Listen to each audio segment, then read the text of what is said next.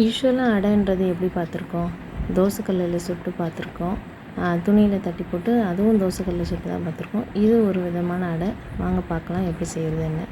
அரிசி ஒரு டம்ளர் எடுத்து பாதி டம்ளர் பருப்பு எடுத்துக்கணும். துவரம் பருப்பு ரெண்டுத்தையும் அரை மணி நேரம் ஊற வச்சுட்டு நல்லா கரகரன்னு அரைச்சி எடுத்துக்கணும்.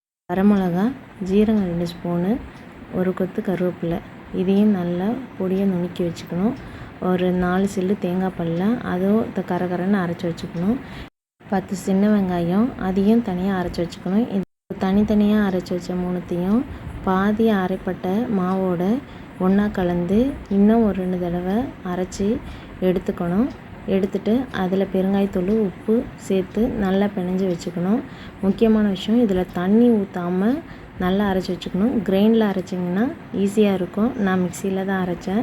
ஒரு அரை மணி நேரம் ஊற பிறகு எண்ணெயில் போட்டு எடுக்கணும். இந்தமாரி ஒரு டம்ளரில் துணியை இது பண்ணி, உங்களுக்கு டம்ளரோ இல்லை கிண்ணத்துலையோ துணியில் தட்டி அதை எண்ணெயில் போட்டு நல்லா பொரித்து எடுக்க வேண்டியதான். அதுக்கு முன்னாடி தேங்காய் சட்னியை ரெடி பண்ணி வச்சுக்கிட்டா ஈஸியாக எல்லாத்தையும் ரெடி பண்ணி பரிமாறிடலாம். இது குழந்தைங்களும் நல்லா விரும்பி சாப்பிடுவாங்க. பூரின்னு நினச்சிக்கிட்டு பாதி பிள்ளைங்களுக்கு அடை பிடிக்காது. இந்தமாரி பூரி மாதிரி சுட்டு கொடுத்தா பெரியவங்கள்லேருந்து சின்னவங்க வரையும் எல்லோரும் விரும்பி சாப்பிடுவாங்க. ஹெல்த்தியானதும் டேஸ்டானதும் கூட. நீங்களும் ட்ரை பண்ணிட்டு எப்படி இருக்குன்னு கமெண்ட்ஸில் சொல்லுங்கள். அடுத்த வீடியோவில் பார்க்கலாம்.